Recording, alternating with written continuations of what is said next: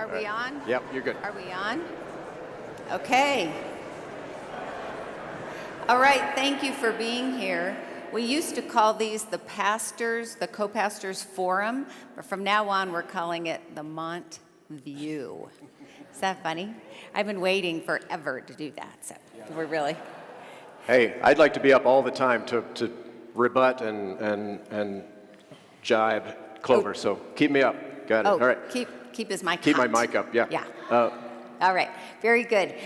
We want to begin by welcoming and thanking Mayor Mike Johnston and Montview member Mike Johnston, who's going to lead off with a few words. So we're so glad you're here this morning, Mike.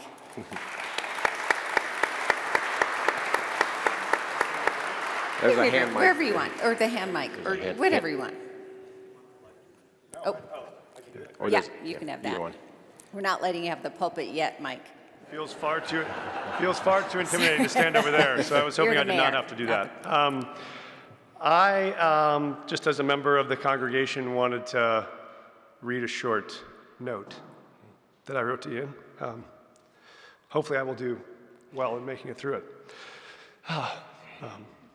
Dear Ian, I want to tell the story of my time as a member of this congregation, and Ian as a pastor. I grew up with a dad who was a deep man of faith, a fervent Catholic who was driven by works, went to Mass every Sunday, brought me down to volunteer at Catholic Charities at the soup kitchen, and went to Young Life as a kid. Felt deeply the callings of the works of Jesus, to love your neighbor, to care for the least of us. I went out into the world and started doing that work, working in public housing projects and teaching and being a school principal. And despite feeling deeply engaged in the work of the Lord, I couldn't find a house of the Lord that felt like home. I couldn't feel at home then in a church that I grew up in that didn't support women in leadership or support my friends who were gay or couldn't come to grips with a world where the Jewish and Muslim and atheist folks that stood side by side doing the work of the Lord every day somehow didn't feel at home in a house of the Lord. And so I drifted away from the church for a decade. Then we had kids, and I lost my dad, and we started looking for a church again. I visited a few without much luck. And then one Sunday morning, I walked into Montview, knowing nothing about it. And the music began, and I listened to Ian's first sermon, and I wept for most of the morning, almost as much as I wept today. Then I joined the church and met Ian, and we went on walks and stayed in regular touch by texts. I went through some turmoil and loss in my own life like we all do, and on the days when I felt like I didn't know who to call or which path to walk, I called Ian.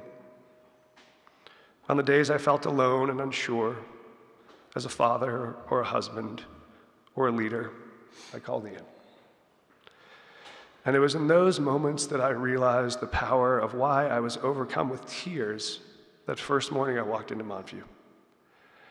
My idea of God had gotten complicated by the structures of religion. I'd gotten lost in the rules and the judgments and the exclusions. And in Ian, I found again the most simple and the most powerful truth there is, that God is love. That was all I needed to remember. That was all I needed to find. And that was the light Ian radiated every time he opened his mouth, every time he opened his heart, every time he opened his arms. And for me, Ian, that light has the double power of both reminding us why we love God, but also reminding us why we love his people. There's a Maya Angelou quote that says, people will forget what you said, but they will remember what you did, and they will remember how you made them feel. I will remember what you said, but more than anything, I'll remember how you made me feel. Standing in a world full of love, with the people who need it, we walked out every morning loving God more, loving you more, and loving people we didn't even know more. That is God at his best. That is love at its purest. That is Ian Cummings. I also know the channeling of love is not a laborless task, for it is a power built not on innocence, but on truth.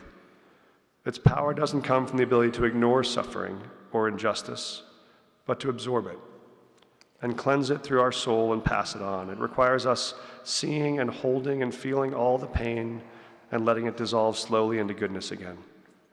It is a magic that some people have the way plants have the power to take in carbon dioxide, and produce oxygen. They take in death and transform it back into life. God created plants and people who could do that magic, knowing that the world would need it if we were to forever produce enough life to sustain us. Ian does that, carrying all our hurts and heartbreaks and losses and finding a way to photosynthesize darkness into light. Not just to convince us that we can make this walk, but to inspire us that we can help someone else make this walk as well.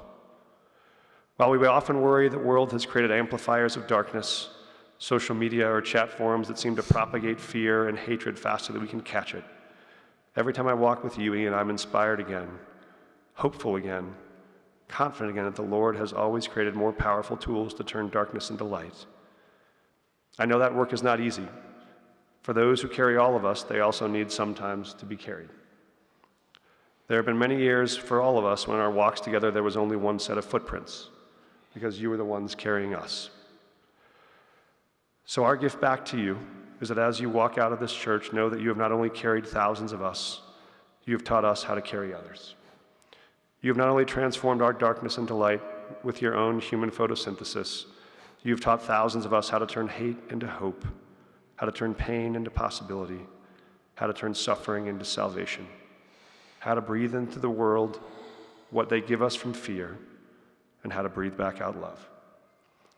You should know that whatever your journey goes from here, for this next step of the journey, we will be there to carry you as well. Ian, I know I am not alone in saying that in the moment I needed it most, I found my way back to God because of you. And I know that none of us is alone in saying on the days we needed it most, we found our way back to each other because of you. That is the greatest gift anyone can give to us and to the world. And thank you for giving it to all of us. I love you.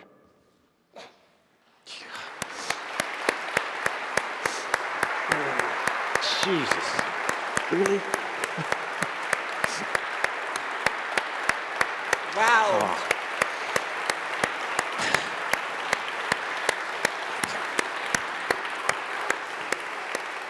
I think our work here is done. Yeah, I think we're done. Thank you, Mike. Thank you, Mike. Okay, Oh my well, gosh. on to something funny. We have a video composite, right, of outtakes that John Gerner put together. There was a total surprise to us as a gift to Ian at the end. A gift is a gift. We hope you enjoy this. Pay attention to some of the. Yeah, some of my what we lines say. are really funny. You can't hear them as well as hers, but I'm really funny. I'm as Yeah, you got to lean into his funny. In 3, 2.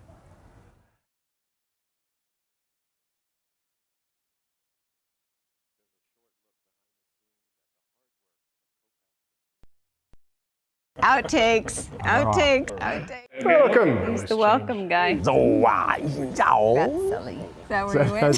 You heard it. Hi, Mob U Church. Oh, wait, sorry. I wasn't even looking. I was like, didn't know where we were going. We come to the table with grace, and I don't know what I'm saying. I'm really sorry. You're kidding me. I really had no idea. I know. Yours was lovely. What time is it? Just keep going. Just do it again. It's fresh in your head. It was not. Just say that again. It wasn't fresh at all. I'm starting to sweat. Makeup. For you to connect with one That's going to another. be outside. The tea is outside. Yeah. That's right. And the craft fair. Okay. All that. Just go with it. They'll figure it out. I think it's important. We're going to nail I this. used to have a cat. Hey, Mom, you church. I'm kind of into that tech-savvy world. I understand that, in a way that I don't think the two of you You do. should apply for the digital media coordinator position. I'm one of the top 3 candidates. That'd be hilarious. This one. Oh, wow. This I have one. extensive email experience. Hot. This resume. I'm getting into texting. Yeah. You weren't even doing that when I met hated you. it. I was like, I'm not texting. I'm not using my phone all the time. Really? One Are more you way not? that people Oh. can get hold of me? No, thank you. And now, the next 4 weeks, we're going to look at 4 specific areas. Months. I did it again, just like last time. Right at the beginning, I was going to say months. Months. Months. Months. Please do that. Let's just keep rolling. But it is We based. are looking at 4 specific areas, and last week we looked at the spiritual aspects of your. I did it again. You're kidding. You're just waiting for me to do it now, aren't you? No, You're just like, no, I just cut it. and cue. Then I go like this, then I go like this, then I go like this. Ian, can you say something about the ribbons that we have hanging in the Sure can, sanctuary? Clover. I can't I work told with you I was that. going to lob it. I can't. That's and not I a lob. wasn't doing That's a. it. Bleh. It could be really good, John's learning. John. Just get him going. Just get him. In 3, 2, 1. Oh wait, I'm starting. Sorry. There it is. We listen to the prelude as prep. Sorry. Whoa. Sorry. Wow. The bleeping fucking blooper. You gonna raise your hands and all that stuff? How's that? Oh. The whole time you're talking? Because we're closer. Yes, the whole time. I'll be Feel it, like, feel it. he weirdo. I have learned a lot. This one. Anybody that writes that you saw this gets a free Starbucks. Exactly. I will buy anyone who sees this a cup of coffee. Take one. Shoulders back. La, la, la. A sorority, delta, delta, delta. A few things to tell you about, which I think are kind of repetitive from last week. It might be. Don't do that. I think from Don't make it. 10 minutes. We don't need to help them. As in, you're wearing the same Minutes shirt. Starting with your shirt. You We got just one can't good do take of many. this, John. That's all You we got. just- That's right. Pierogi. Easter egg, Churchwide Mission Project on April Kielbasa. 3rd. At, What am I saying? Lovely hair. hi there. Okay. Does this seem lower than usual? Is that on purpose? Should make you feel superior. Makes me feel taller. Yeah, Yeah, I'm looking that's down. good. That's good. Yeah. Okay. You're a punk. Wait. You're a bunch of punks. Is that where you go? If I were taller than people, I'd be like, you're a punk. You say that to me. Right. That's what I do to you, my kids. 6 Yeah. inches taller. Middle schoolers. You punk. Grace and peace. That's a, Peace of God. Spirit of the Lord. and yeah, go well. Go. Okay. Good enough. Not great, but good enough.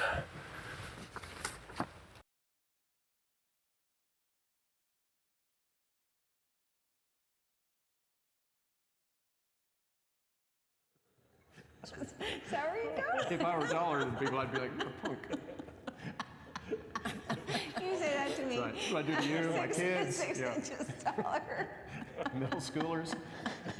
Punk. Grace and peace. Peace of God. Spirit of the Lord. Yeah, go well. Go. Okay. Good enough. Not great, but good enough.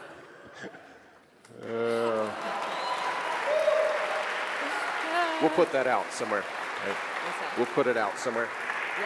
Yeah. Is that a little hard to hear? Was a little hard to hear some of the stuff. Yeah. We'll put it out. We'll Yeah. get it out there someday. Yeah. Some of the lines are cracking me up. Yeah, very funny. Our goal is that it'll be viral. It'll go viral. This is going big. Yeah. Oh my gosh. The legacy that we'll leave behind. Exactly. That's really us at our best right there. We are glad to be here in our last Are we? pastors. Are we glad? We're not glad, but. So I just wrote down some questions. Ian doesn't know what we're going to ask, so we'll just play this by ear. Kind of the conversation about what we have accomplished. Well, we've worked together since 2015. Okay. And then some questions about your time here too. Sounds great. Okay. Okay. So this is just, I like numbers, some numbers, and so here's some basic numbers. Since 2015 until just a couple weeks ago, under our watch, Okay. we have received 699 new members. Good job. That's pretty good in a denomination that's going down.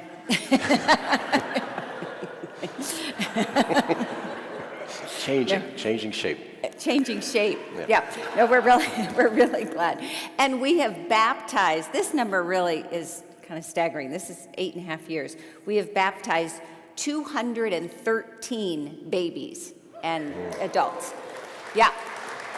Which is such a good sign of the demographic growing in this congregation too. So we're really grateful. Around the time that we started working together and a good cleaning of the rolls, we started with 1,384 members. And I mean, I have the data, you can't question because those are the numbers. Yeah, since you came, yeah. Yeah, 1,384. And as of today, we have 1,677. So that's pretty good. Well done, well done, well done. What are some of the highlights and the challenges that we've shared? I mean, I have some written down, but I'll see if there's some of the same. Okay. Whew. He has a terrible memory. So Yeah, this you is should very know funny. this. I really do have a terrible which has its advantages too, right? So, every day's fresh for me. Right? He forgives easily because And I he really, doesn't if you think we remember. have a little beef from something that didn't work out a few years ago, I don't remember it at all. Really, let it go, okay? Just let it all go. I keep it all. Yeah. Vindictive memory, no memory. So, yeah. All right. Well, I think accomplishment-wise, right? That's what you asked? Highlights. Yeah. Let's start there. challenges. Yeah. Okay. Oh, right. Yeah. Okay. The thing I feel, in terms of like stuff, is the capital campaign, just because I just feel like it set us up for the next generation, for all of us here that, it's great to see it now, but just knowing that our building, the structures and, still needs a lot of work, by the way, but it's at a place that few churches are, old churches like this, it's just really hard, it's expensive, as we know. So I feel really proud of that. I can't take a whole lot of credit for it. I feel proud of it for us together, but the team that did all the work and did all that was amazing, and the team that raised. Clover and I got to do fundraising for really, real fundraising for the first time. We had this people come in and teach us a little bit about that, and so then we sit down with you all and ask you for numbers that seem. Yeah, we were like this. Do you think that maybe? Yeah, it was, and it's a learning curve, and I actually enjoyed that piece mostly because you all didn't laugh at us when we suggested some number and said, yeah, I believe in this place. I want to be a part of it, and so that's something I'll be very proud of, for all of us going forward, for sure. I will say, when Clover, when Cindy retired, and we had a couple of years of interim, and it was a tougher time. We didn't have the strength of staff support as well around, and I felt it was pretty tight, and I thought, I'll get this new person onboarded, I'll get them settled in, but if this doesn't work, I think it's probably time to go, right? I don't want to, I just wasn't sure. So I am super proud, I'm super grateful for this relationship, that this worked so well, that the staff teases us all the time because we finish each other's sentences, and we know we eat the same foods, and we show up at TWAM, when we do the TWAM on Wednesdays, I don't text Tim in the morning and say, what's she wearing, but we end up dressing a lot of times very similarly on these videos, and Amanda always points it out to us, like, you did it again. And Not today, though. Our streak is broken. I got a little pink. I mean, that's, no? They were pink. What do you think? Yeah, so. Yeah, Amanda's the judge. So, I'm proud of I've worked with a few co-pastors through the years, and I think I do that part of this well. I know how to hold my own, but not choose my battles and work within different personalities and go okay and try new things. It was when Clover came, Adam came as well. Remember, John Kuzma retired about the same time, so. it's a lot of change, right? To have these two very strong personalities come into the system. And, you know, I've got... Strong? Yes, strong. I'm going with strong, yeah. You questioning that? And we worked, you know, and so it took some flexibility, I think, to adapt to that. But it also was so life-giving, right? It's what I found out, and that's what I thank you for, was, you know, Clover has kept me laughing for 9 years, and sometimes to keep from crying, as we've said, because it's tough work sometimes. But we've had a lot of fun doing it, so that's definitely a highlight for me that I didn't know I had. This other chapter, which turned into 9 years, which I've only been here, I've been here 21 years. It's almost half. It turned out to be almost half my time, is our time together.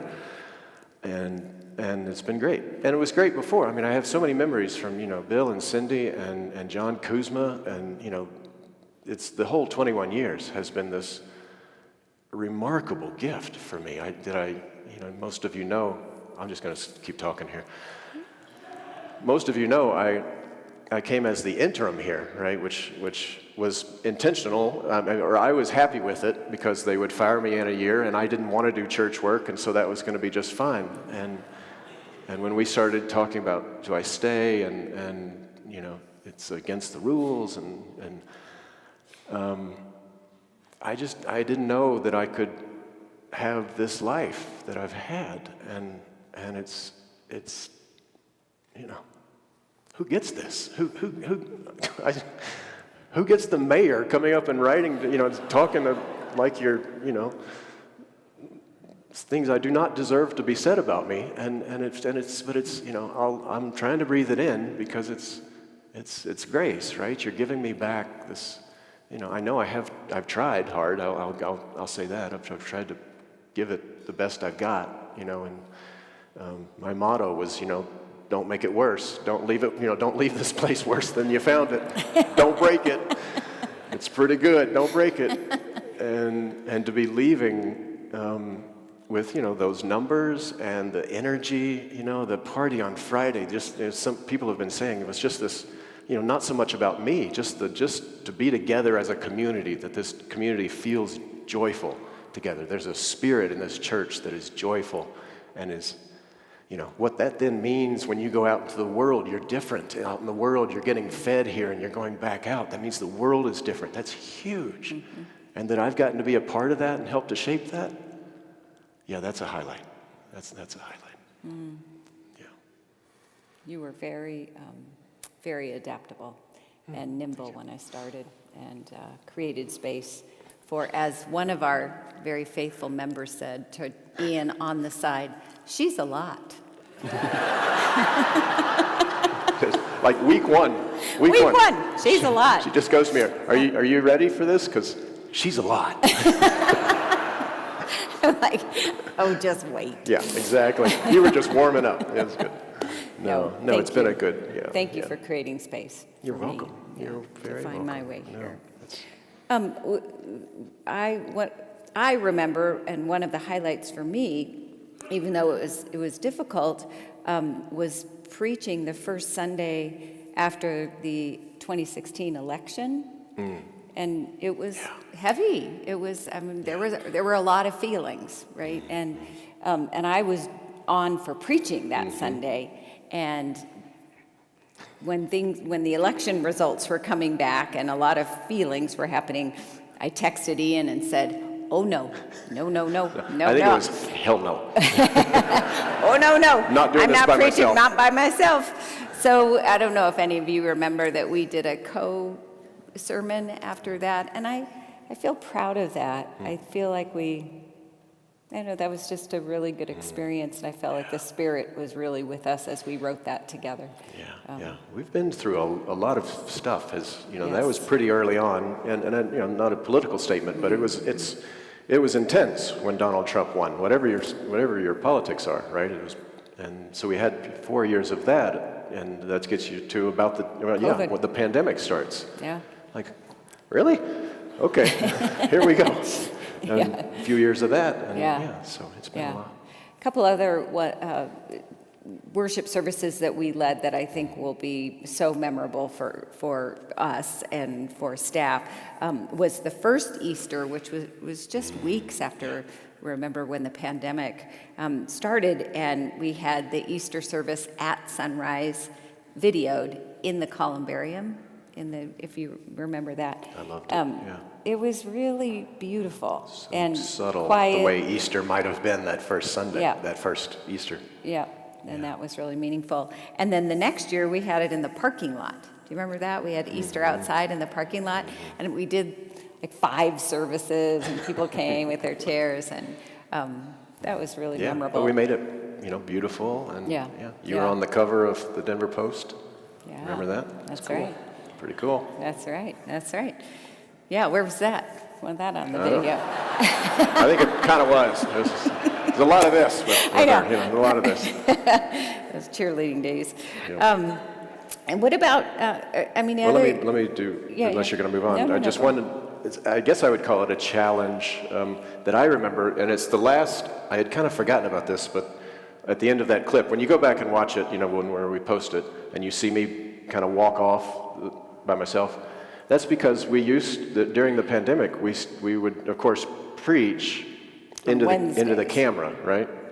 Yeah, and filmed on Wednesday to be released on Sunday. Exactly. We would film it on Wednesday, and the first few, we were like, do we have anybody in here to do we have an audience so that at least it's not weird? And we tried that, and then we just got down to just the 2 of us, and that got weird. Like, I don't want to hear your sermon. I mean, I don't know. And then, so it would basically, and then we didn't really even like having John behind the camera, so he would set it up. Was it John, or was it? Yeah, it was John then. John Yeah. Bruno. And then he would go like into the pastor's study, and you just preached by yourself. You just went, here we go, and you just did this whole thing.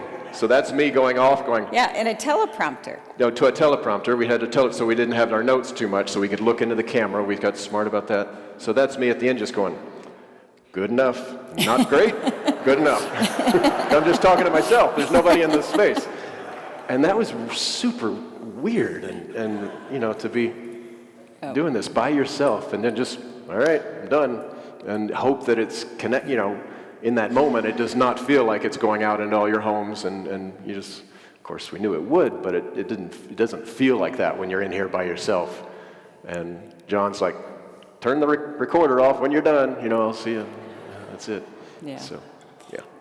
We pivoted pretty well. We did. The whole Yeah, we staff did. the staff was amazing, and yeah. counterintuitively, I suppose it was such a community builder Mm-hmm. among the staff to depend on each other and the People are like, congregation. you're in my living room. Yes, you're right there. Yeah. That's right. Any other challenges that you? Nope, not a one. Smooth good. sailing. Oh my God, where do you start? That's the thing. The good ones I can't tell you about. We have been through some, Interesting you can stuff. imagine a big community like this, stuff happens, and most of it is not fit for public consumption. So public consumption challenges.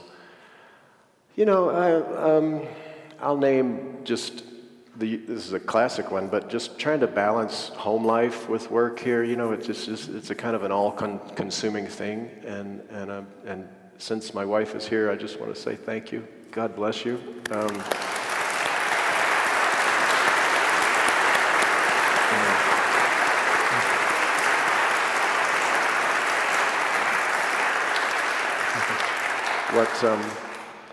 What you've put up with, what my kids have had to, some of the sacrifices, all that stuff, that's a challenge of all of this.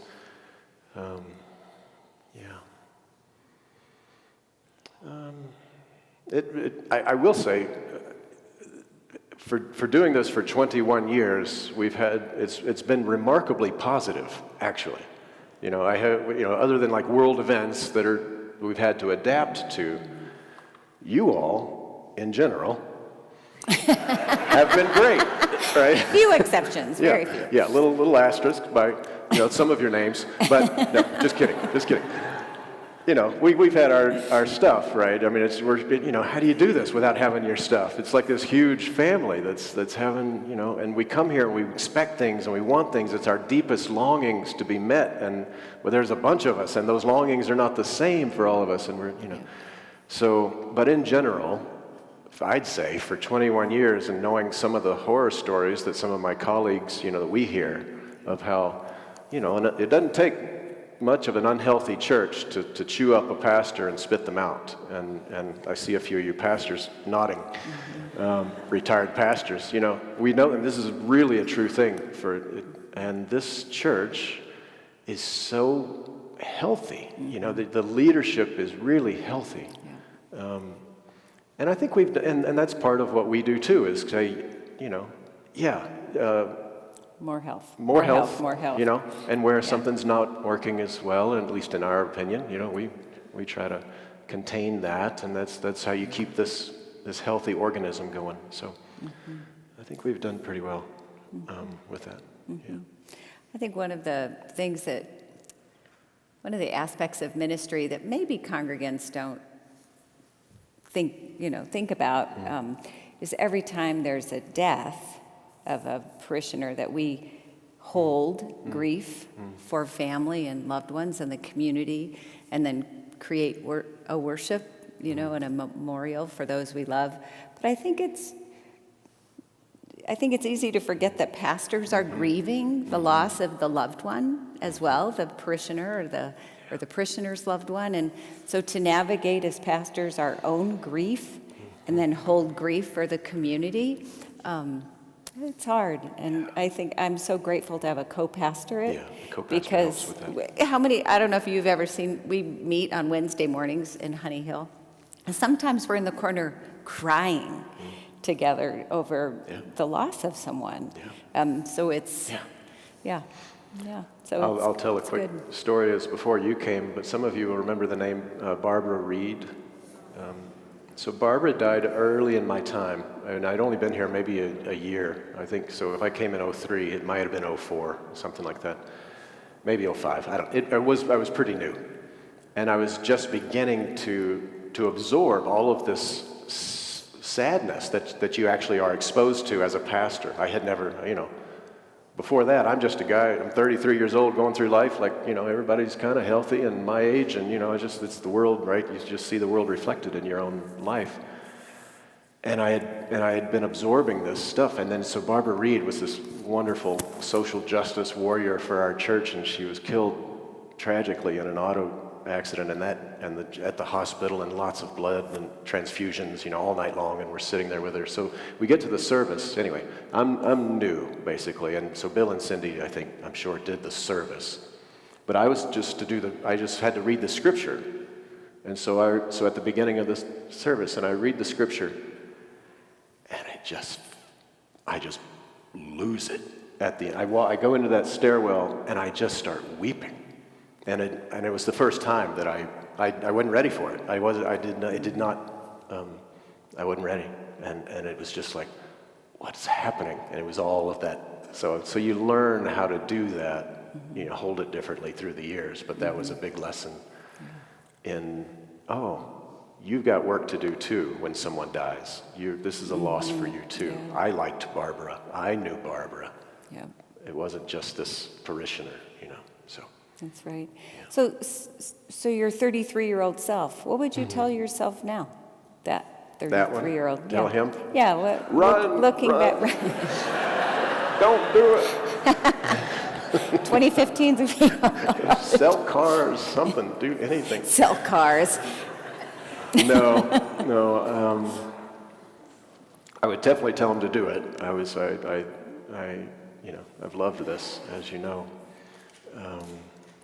I would tell him to don't take it so seriously, and don't take it feels like such a weight in even the performative part of it, right? Like being up here, it just feels big. It just feels like a lot.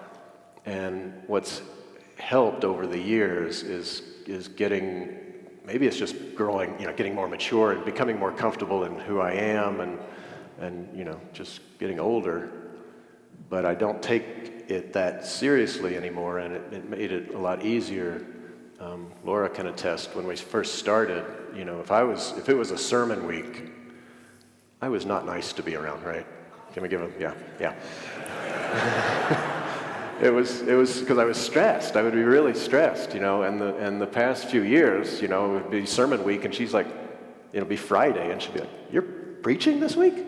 Really?" You just don't seem the way you used to be, and I think I just have come to accept, and of course I feel more accepted by you all too. It's easier when you feel like your self-worth isn't on the line, like it does when you're maybe new. But I would try to help him just enjoy the ride more and love it more, like all that kind of stuff, because trust more. Yeah, I was trying to perform early on. Yeah, that's great. Something you've changed your mind about from maybe 10 years ago, maybe not all the way from the beginning, but is there something that comes to mind? That's a great question. We really have not rehearsed these, so that's going to be a hard one for me. I have to open up the memory banks here. Let's see. Something where I've changed my mind. Thank you. Said my name. His name. Fair enough. About 10 years ago. About 10 years, yeah. 14 years ago. If y'all don't know that story, from 2003 to 2010, everybody knew me as Greg. That's my middle name. So my name is Ian Gregory Cummins, and my parents said we don't want to call him Ian because of a number of reasons, and so we'll call him Greg. And so I've been Greg. I was 42 years old, and I had this experience. I had gone on out in Utah. You fast for 3 days, and you're out by yourself for 4 days. It's intense. And I came back, and I felt something say, "Time to claim your whole name." And and instantly my performative part. If you all know the Enneagram, I'm a 3. Performance is important for me. And my performative side went, "Oh God, no, please! I do not want to go and say, I'd like to be called Ian now." And be like some middle schooler, I would have never let him live that down. Yeah, exactly. Thank God this happened before you got here. She'd been like, eye roll every week for like a year. It would have been hilarious. Yep. But you all did, well, you probably did eye roll for a while, but you accepted it over time, and I'm really glad as much as that seems like a kind of a silly thing to do maybe, or, and it felt kind of silly at the time. I really had no choice at some level, but it still felt silly to my, my voice in my head. But it is claiming all of me. And Ian means God is gracious. Greg means vigilant or watchful, which was kind of me, very responsible, watching, and that's part of me, and that's it's a great part. But I was growing into something else. I was growing into something that could also trust that God is gracious. And it kind of set that up. And I think the 14 years after that, I have been growing into something a little different. I think I've changed. This is not, I'm ignoring your question, but one of the things that I'm proud of or struck by is I came here as this 33-year-old, big curly hair, and kind of the young guy, and a young parent, had a baby in my arms. Were you pregnant then, or no? Just about, yeah. So Ian was on his way, or gonna be on his way, and we came here, and I didn't know if I stayed here, especially once Cindy retired, if you all would if I could make the transition to not being the young guy kind of focused on the young adults, which I was for a lot of years, to really, especially during the interim, your senior pastor, head of staff kind of pastor, and then when Clover came, as this, older pastor, the father, kind of the son to the father figure in a way. You've watched me grow up, and I didn't know if I could do that in one place. I didn't know if you could do that. in one place, right? It's not easy because you can just kind of get someone's like this in your head. And I think we did really well with that, right? We made that transition, you know? And, it was super, I don't think that happens that often, so I'm really pleased about that. You touched on some of this in your sermon a couple weeks ago when you were very affirming of this congregation and challenging too. Let's see which one. I have two last questions. Describe the best possible future you can imagine for this congregation.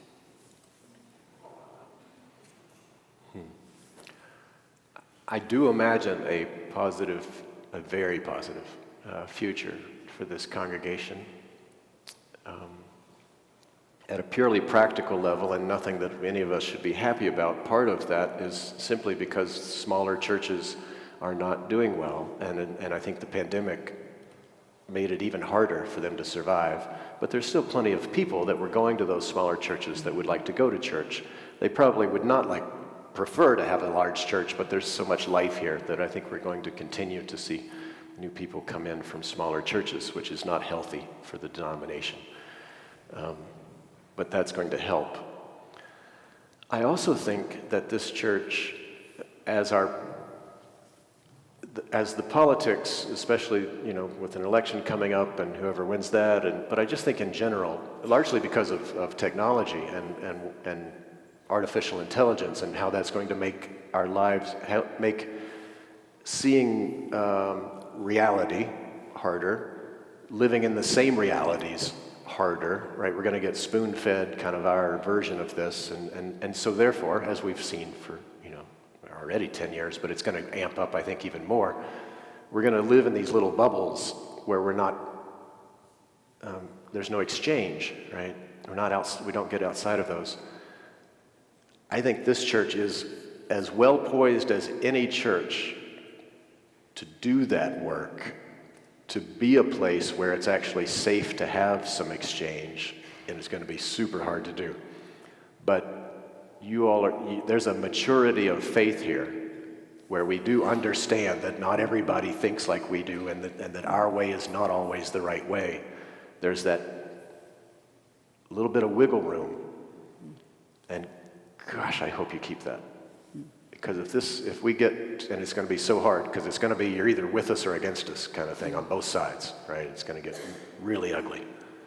But if we can hold the center, I think there's lots of people who want to be having that dialogue and have some wiggle room in that exchange. And Montview, its brightest future to me becomes this shining light of how to do that. So. That's good.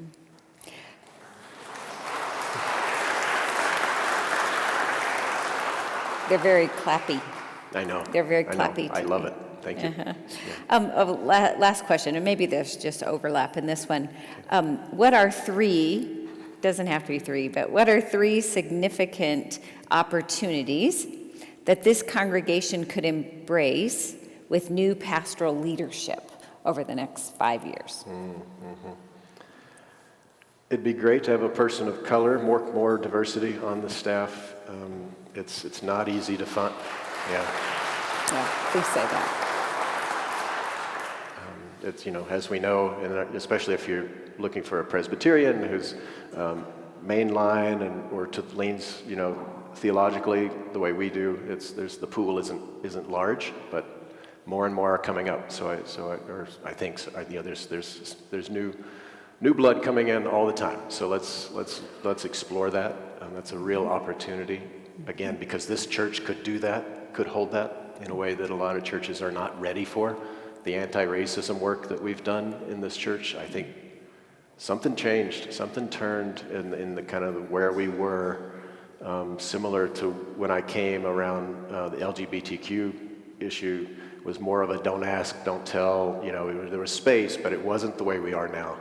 And we've done that now with racism. We've still got a lot of work to do around that, by the way. But yeah, so that's a real opportunity, I think, for this church. I'll just do a plug for the stuff that I love. I think more and more there's people out there who don't think that a traditional church has the space for the way they think about religion. They think it's too small and tight, and and they're more. I'm thinking here of contemplative types, and they're drawing from the different. They're more Buddhist, right? They're like closet Buddhists. They grew up Christian. They don't want to leave their Christianity. They want it. They want space to have a contemplative prayer life. I think those seeds are planted here in a way I don't see in many churches at all. And I'm really proud of that, and I think it's a big opportunity, because I think there's a lot of people who have checked out of church who would actually love it here. They would love what they hear in that pulpit, the open-heartedness, the compassion, the lack of dogma, in the bad sense of that word. That's a real opportunity to keep being those people. Because if you do that well, if you do the inner life well, and you do the work, your prayer life well, then you go out into the world and you do the social justice work from the right place. Amen. Right? If you don't do that, then there's a long history of doing a lot of damage to other cultures, for example, because we did with a good heart, right? Wanting to make them good Christians, but there's some ugly history there. We need an inner journey that keeps leading us out the doors to an outer journey. Mm-hmm. And I think it's the inner journey is also so that you don't do the justice work out of a place of anger. Yeah. Right? Yeah. That keeping that space that's a place of love. And that's why we're compelled to do justice work. Preach it. And There's so many social so that justice it doesn't become warriors self-righteous but lovingly righteous. That's the hardest thing, isn't it? Right? It's so it's one thing it's great to be awakened to the issues of the world and get involved, and because a lot of folks are just kind of got their blinders on. But that's step 3. There's steps after that where you realize, but if I'm out there as angry as the other side, there's just reaction to reaction to reaction, then it doesn't work in the end. This is what MLK knew so well, right? You've got to break the cycle of anger, which is just violence, and you've got to stand in that place and just keep being love, and that's hard. Yeah. But, yeah. Time to go. Time to go. Okay.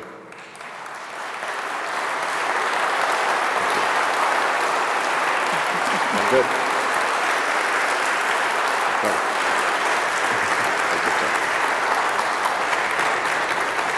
Thank you all so much. If you haven't been to 11, we'll see you there.